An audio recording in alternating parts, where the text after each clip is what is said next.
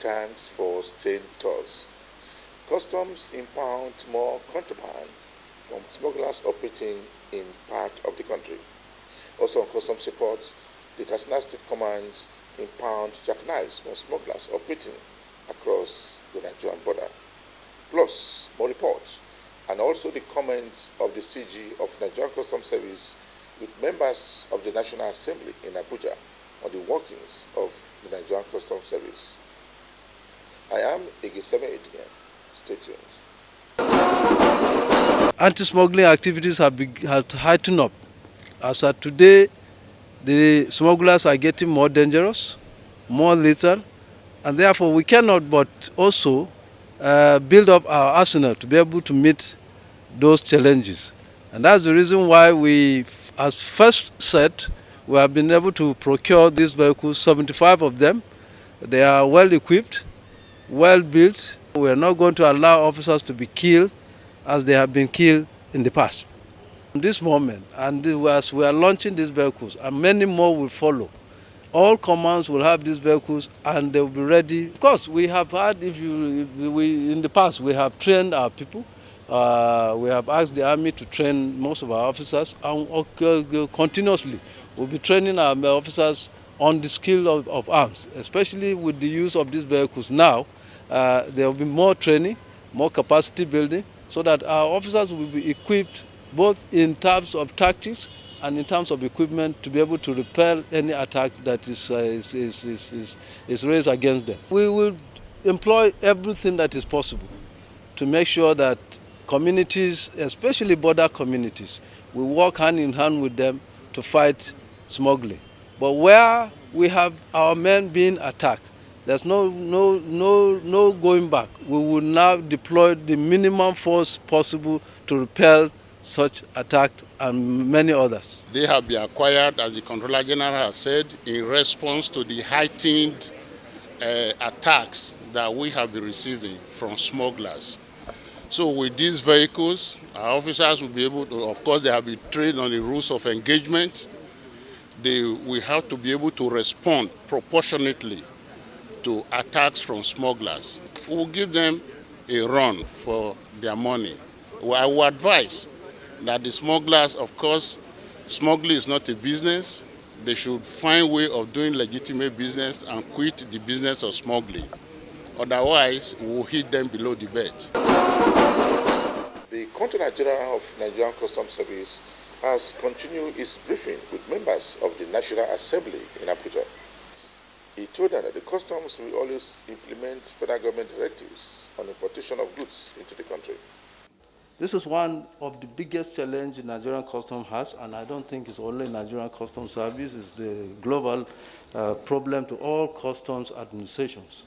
Even the most advanced customs administrations suffer the calamities of smuggling because of the penchant of our people to move across items that are either prohibited on prohibition list or those that would attract the duty, but for some reason they evade the duty.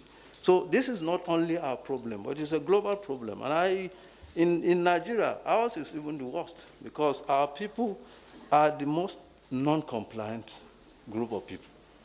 I must say this and say it with all sense of responsibility. If we measure in terms of compliance, our people are not ready to comply.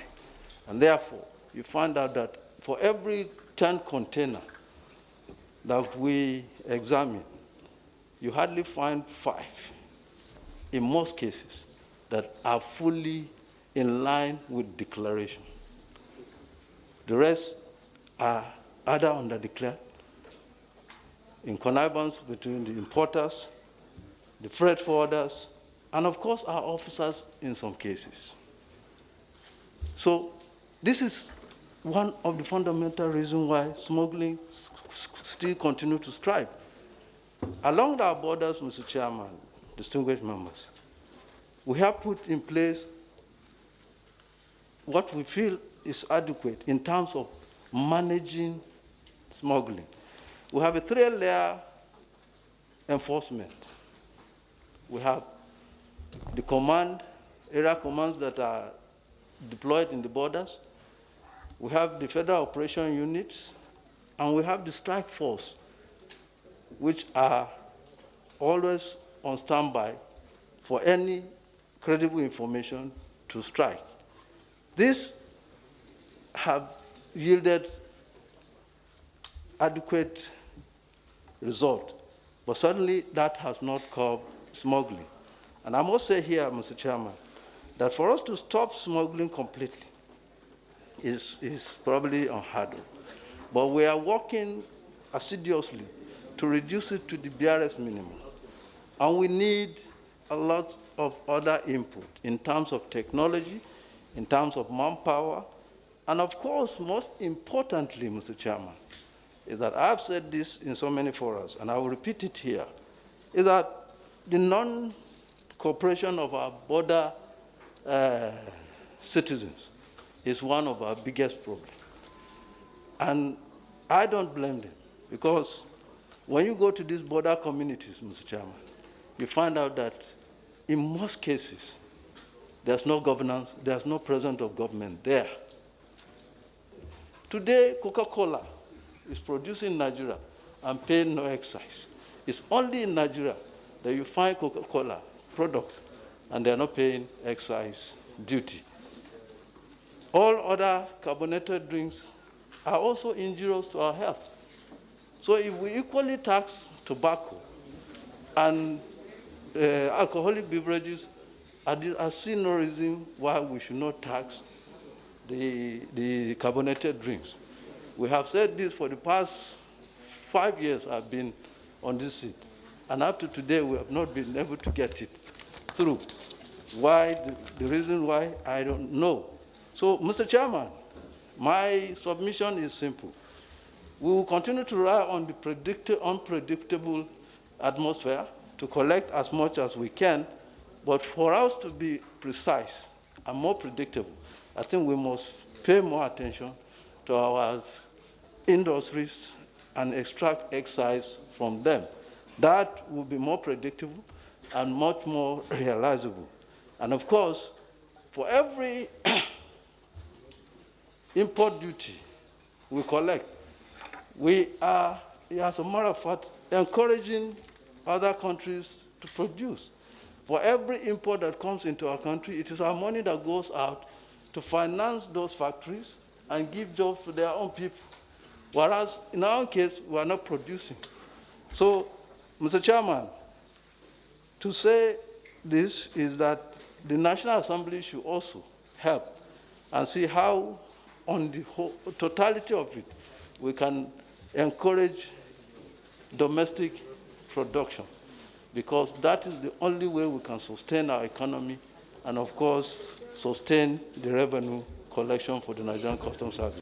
According to him, the management will continue to implement measures that will further help the service to generate more revenue for the nation. Why are we having problem meeting our target? And despite the fact that the National Assembly has put in everything that is necessary to get us moving and collecting the targeted revenue. Mr. Chairman, let me start by saying, unlike my brother in the NNPC, the job of customs is unpredictable. We rely on the market forces that drives the import of items into Nigeria.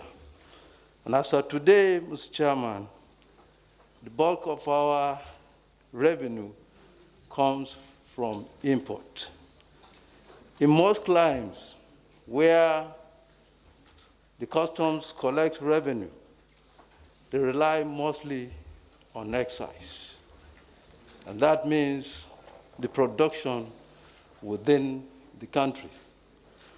Today in Nigeria, as you know very well, Mr. Chairman, the only excise we are authorized to collect is on tobacco and alcoholic beverages. The Assistant Controller General of Nigerian Customs Service, in charge of headquarters Abuja, has been speaking on the activities of his unit. The ACG speaks on the activity of his unit for the betterment of his unit as approved by the CG of Nigerian Customs Service. To Nigerians, for example, if you take the air wing unit of the service, we have a number of aircrafts, such as helicopters, that we do aerial patrol and gather intelligence around the country. Two, the anti-money laundering unit, you find members of that unit or officers of that unit deployed to all international airports and major entry and exit points. The main function of that unit is to monitor, register currencies going in and out, and render such reports on weekly basis to the office of the ACG headquarters. The printing unit, the unit is responsible for printing of all our files, documents, and any other publication of the service, such as files like this. This is equally a product of the printing unit, and with this, the service was able to save a lot of money. Imagine we are giving this thing out as contract to other printing press to print for us. We'll have to pay a lot of money. But we are doing this in-house, and it's equally assisting the service. Then the public relations unit. This unit is responsible for managing our information and other public relations issues between the service, the other medias outside. And under that unit, we have Nigerian Customs Broadcasting Network. We have a television station, we have radio station, and they are all digital. You can tune to the radio on the net.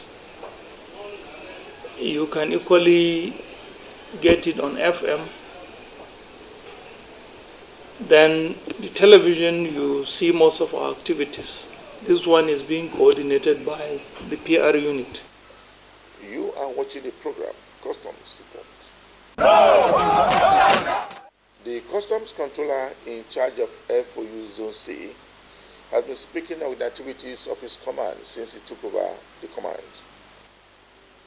The controller says that the unit is ready to continue to implement government policies on smuggling activities in the eastern part of the country. He warns smugglers against the use of the eastern port to bring in consignments into the country. He speaks more on a number of issues. Fall into a wrong hand. Can't imagine what is going to happen. It is very, very unfortunate. We'll be all out for them. Whatever they do, no matter how surreptitious, we are going to get them. So that's it. They conceal it in nylon and polythene bags, put them in sacks. This is 32,500 liters of AGO, automotive general oil. Look at it, carried in sacks. So, yes, Nigerians can go to this extent to supply the criminal elements within and along the border. Yes, not even economic implication, social and the national security. With the situation we have in this country, we have to be very, very watchful. Economically, we know how devastating is smuggling to the society. And if you talk of health, look at it, these are second-hand clothing with all the skin diseases imported into the country for our people to use it. So if you are talking of national security, it encompasses all this. So we have to be up and doing. And that's why we don't play with intelligence. Our operations are largely intelligence-driven. No matter how surreptitiously they choose to go about it, we are likely to detect and get them arrested. The Nigerian Customs Strike Force, Zone A, has intercepted 97 containers of unprocessed wood and charcoal valued at 7.9 billion naira. Speaking with newsmen in Lagos, the coordinator of Nigerian Customs Service Strike Force Zone A, the deputy controller, disclosed that the unit also arrested 7 suspects along with the goods. He warned dealers to desist from the exportation of unprocessed wood and charcoal from the country, as it is illegal. The customs intercepted 61 containers of unprocessed wood, 36 containers of charcoal within a short period. According to the coordinator, a total of 103 seizures were intercepted between October and November 2021. He said that 97 containers of unprocessed wood and charcoal are the single largest seizure made by any custom formation in the history of Nigerian Customs Service. The 61 containers of timber, unprocessed wood, the DPV is 6 billion 874 million 173 naira and 101 kobo, or 100 kobo. You have been able to 36 by 40 containers of charcoal. The DPV is 381 million 916,500 naira. Other seized items include 1,000 pieces of donkey skin, container of batteries, and second-hand clothing. We grew up from communities where donkeys and other endangered species are used as means of transportation. Not only that, where donkeys are used to transport sharp sand for building, no existence of tippers and was not there. Then now what do we see? Because of its lucrative nature, because of greed, people have been killing donkeys in numbers. It's not for use in this country, it's for use outside. What cannot happen in their countries is what they are doing here. So what we do, we deploy intelligence to areas where they are coming from. We allow them to cross the Rubicon. So after which we pick. So that some Nigerians are collaborating with foreigners on illegal smuggling of unprocessed woods and donkey skin to Middle East. You want them to desist from the act. What we did to get this, it is controlled delivery through dependable allies, deploying intelligence, and having this picked up at a particular point where the owners were barely less powerful. These donkey skin you see here were purchased, stored, and transported from the far north.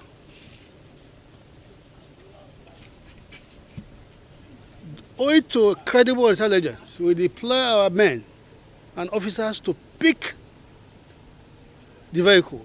You know what they do?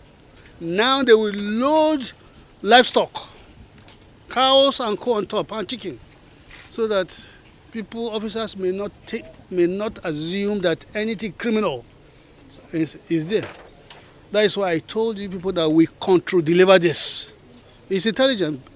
So our work has gone beyond mounting checkpoints. It's intelligent driven. And what we are interested in is to ensure that we discourage this. Very well. You and I know that donkeys in the past were used for transportation, were used for leisure, and they are a beauty to behold. The way forests and plants are useful to humans, that is how these endangered species are equally useful to humans. That you can go home and climb a donkey and refresh your brain and memory. Not that you cannot drive a car. It's just that because donkey is good for the environment. The Nigerian Customs Service has again impounded 22 trucks of foreign rice smuggled into the country through the unapproved route. The acting controller in charge of FOU Zone A said that the customs also arrested 2 prime suspects for the killing of his officials in Ogun State. He speaks more on the number of issues, including the rice arrested by his men. That's the beginning of the 13,000 bags of rice that we intercepted in 5 weeks, precisely from 23rd October to 30th of November. You can see some are here. These motorcycles, that's the means of conveyance as you are seeing them. Then some, those ones that were taken through evacuations, they are inside. We'll still go inside and you see the rice. But you can see the whole compound as it's littered with rice. So I want you to take time, take stock of everything from the beginning. So what is the quantity so far? 13,000 plus 13,300 and just for 5 weeks. Due to the fact that this is Yuletide season, you will expect such upsurge. But the fact still remains that we are resolute, we are desirous to go after them wherever they may be. Most of these rice were intercepted at the bush parts. Some, as they are coming in with their means of conveyance, then some were dumped in areas where they want to be picking them one after the other. Then we now swoop on them and we did the evacuation. Those ones without means of conveyance, they are right inside the warehouse. You see them. But those ones you are seeing, that is the way they were arrested. We have written NAFDAC. We have already sent samples to NAFDAC. But the structural defects? No, after all, it is beyond our competence to say whether it's fit for consumption or not. But from the peripheral account of what we have seen, 1, no manufacturing date, 2, no expiry date, 3, no leaflet, 4, no NAFDAC certification. So NAFDAC will tell us the properties used in making this, whether it's fit for human consumption or not. So we have sent samples to them, and we are waiting their response. Thank you. The Katsina Area Command of Nigerian Customs Service has intercepted dangerous weapon for smugglers operating across the border. The intercepted consignments include 186 foreign jackknives of different sizes, drugs and other general assorted goods worth 176 million naira. The acting controller said that the command also arrested money launderers with 71 million naira cash across the border. As well as a Volkswagen Passat, 2 Volkswagen Passats with the duty paid value of 1,890,000, a J5 bus also with a duty paid value of 700,000 naira, another J5 bus with a duty paid value of 1,080,000 naira, and lastly a truck trailer for special purpose, a duty paid value of 25 million naira. Total for the vehicles, 42,103,834 naira. Also, within the period under review, we have other items which we term as general goods. Bags of foreign rice, 50 kg each, 281 bags with a duty paid value of 6,182,000 naira. Cartons of foreign spaghetti, 498 cartons with a duty paid value of 2,390,000 naira.